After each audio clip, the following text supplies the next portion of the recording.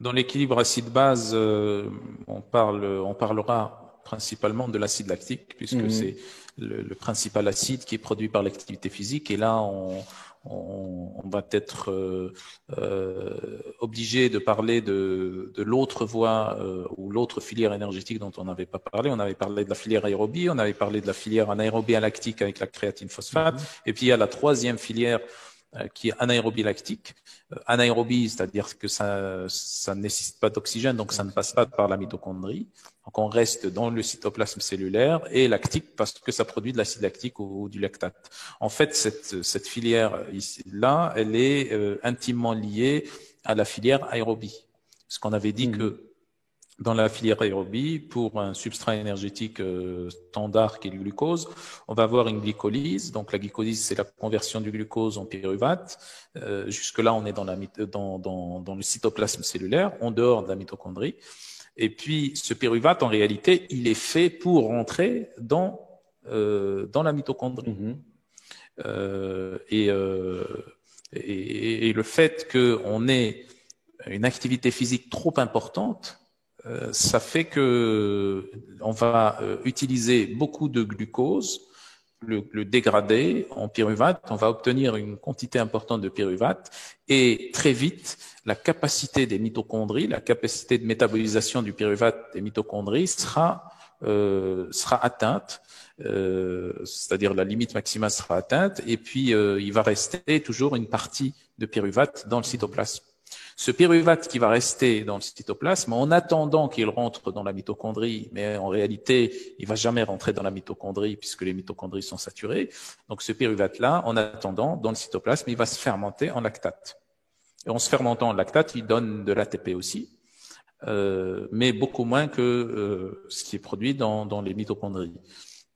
Et donc, il donne de l'ATP, mais il donne aussi du lactate. Le lactate, c'est un acide carboxylique, un acide faible en chimie, mais le fait qu'il va s'accumuler, ça va augmenter l'acidité au niveau des tissus et à l'intérieur de la cellule. Et en fait, le lactate va tellement s'accumuler qu'il va sortir de la cellule. Il va être excrété à l'extérieur de la cellule, et donc on va le retrouver dans la cellule, entre les cellules, dans l'espace interstitiel entre les cellules, dans la microcirculation et dans la circulation générale, et donc dans la plupart des organes aussi, quand il y en a beaucoup. Mais heureusement qu'on a des moyens de recyclage et d'élimination. Il faut aussi, entre parenthèses ici, préciser que le lactate n'a strictement rien à voir avec les courbatures. Ça, c'est une question qui est pliée depuis les années 80.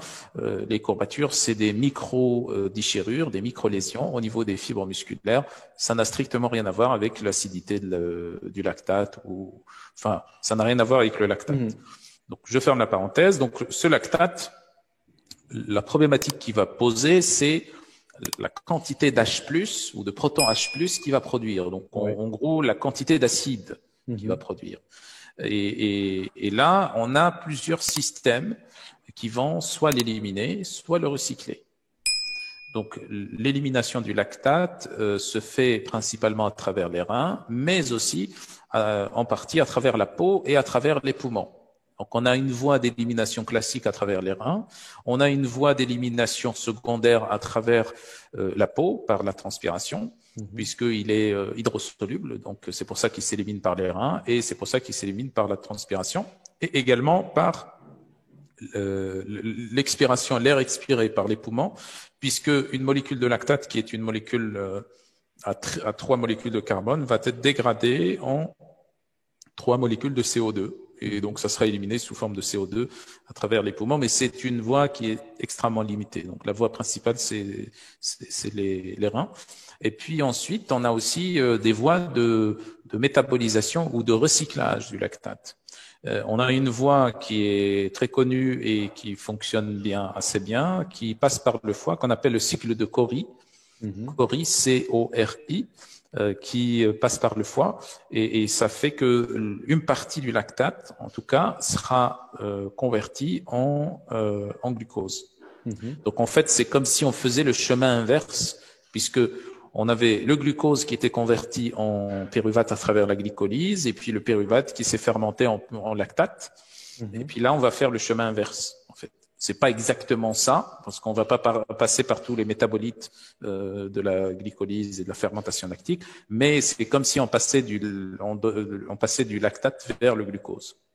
Et puis, et ça se passe au niveau du foie. Et puis, on a aussi une voie de recyclage qui est très limitée et qu'on retrouve aussi surtout chez les sportifs de force et ceux qui développent, qui travaillent sur l'hypertrophie musculaire, c'est la conversion d'une infime partie de lactate en protéines. Donc le lactate est recyclé localement au niveau des muscles en protéines.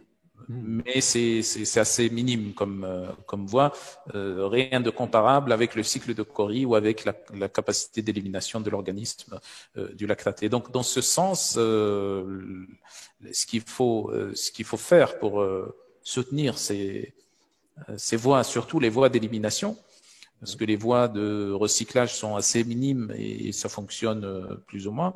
Donc il faudrait avoir deux axes d'intervention là-dessus. Deux axes d'intervention. Premier axe d'intervention, c'est de stimuler l'élimination rénale.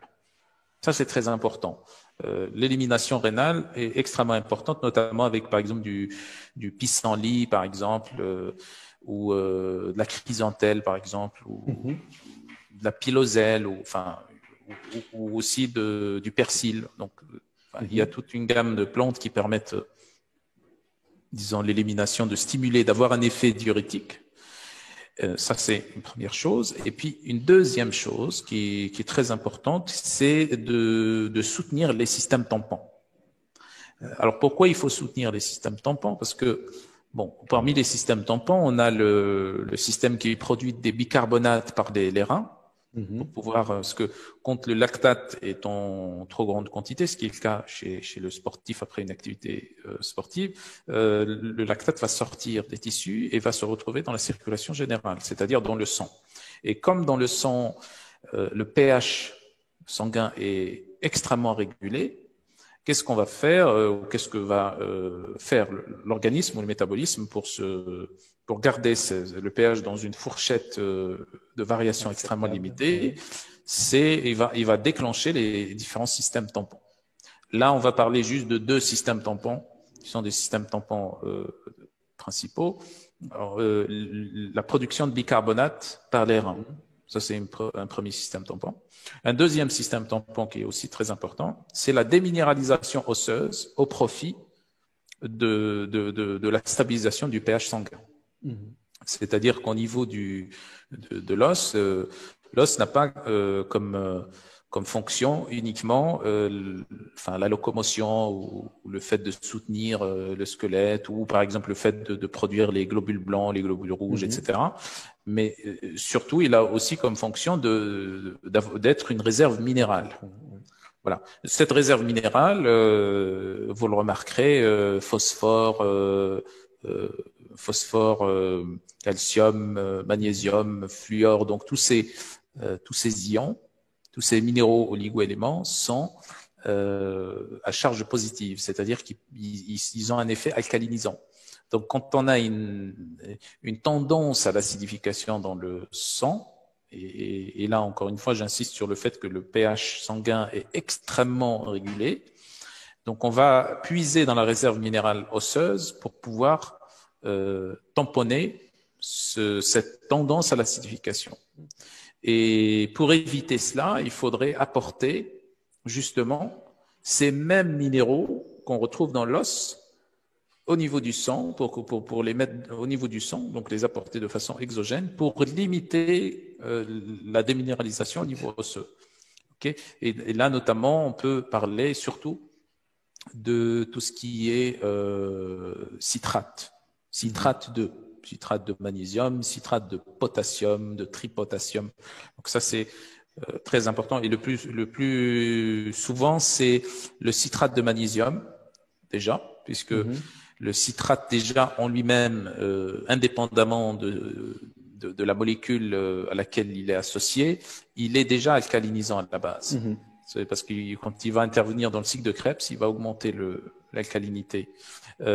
Ensuite, ce qui va venir après, qui va être associé au citrate, est aussi important. Le magnésium est très important puisque c'est un élément aussi assez important de la réserve minérale osseuse, mais qu'on retrouve dans le système nerveux, dans les cellules, etc.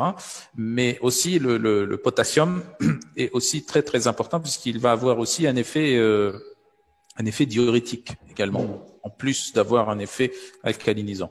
Donc, ce sont les deux axes qui permettent de maîtriser l'équilibre acido-basique, à la fois stimuler la fonction rénale et également avoir à soutenir le système tampon ou les systèmes tampons.